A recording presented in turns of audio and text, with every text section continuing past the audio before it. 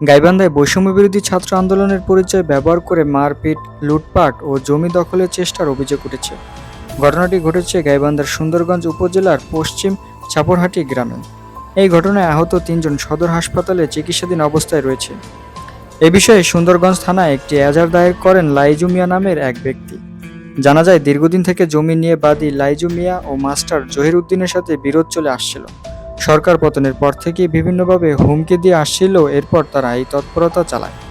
স্থানীয় স্বজনদের সূত্রে জানা যায়, গত ২৪ আগস্ট দুপুর ১২টার দিকে গাইবান্ধা সুন্দরগঞ্জ উপজেলা ছাপরহাটি ইউনিয়ন গ্রামের মাস্টার জহির উদ্দিনের ছেলে মিজানুর রহমান তার বাহিনী নিয়ে অতর্কিতভাবে জমি দখলের চেষ্টা করার উদ্দেশ্যে বাদী লাইজু মিয়ার মাথায় অস্ত্র দিয়ে আঘাত করে।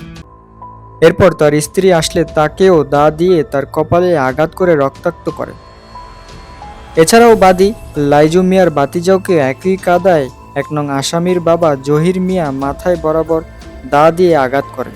এ সময় বাড়ি থেকে নগদ অর্থ ও স্বর্ণালংকার সহ আনুমানিক ৬০ থেকে ৭০ হাজার টাকা নিয়ে পালিয়ে যায় তারা। এছাড়া আবার কিছু জমি থেকে জমির আধা লুট করেন এই সন্ত্রাসী বাহিনী।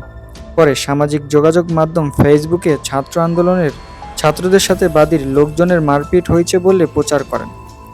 বাদীর স্বজনদের দাবি দ্রুত এদের গ্রেপ্তার করে আইনের আওতায় আনা। বর্তমানে পরিবারটি নিরাপত্তাহীনতায় ভুগছে বলে অভিযোগ করেছেন পরিবারটির স্বজনরা। আমরা বিচার চাই। মানে আমার আঙ্কেল হয়, ওনারা ২০ বছর ধরে ওই জমিটা ওদের আয়ত্ত হয়ে খাচ্ছে ওরা। সরকার পতন হওয়ার পরে মনে করেন ওই যে যাদের সাথে দণ্ড তারা ছাত্রদল করে, ওই সরকার পতন হওয়ার পরে আমাদের আঙ্কেলের উপরে আক্রমণ করে জমিটা তারা দখল করে খাবার জন্য চেষ্টা করে। এটা আমরা করার বিচার চাই।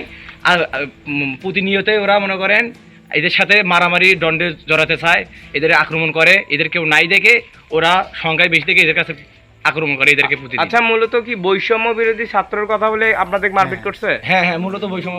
ওরা হচ্ছে বিএনপি মূলত করে। আওয়ামী লীগ সরকার পতন হওয়ার পরে ওদের ক্ষমতা একটু বেশি হওয়ার ফলে ওরা এদের সংখ্যা কম, এরা আক্রমণ করে জমিটা দখল করে নেওয়ার চায়। ওরা বিরোধী ছাত্র আন্দোলনের কথা বলে আমাদের জন্য না অত্যাচার চালায়। শিমুল মিয়া, গাইবান্ধা, মাতৃজগৎ টিভি।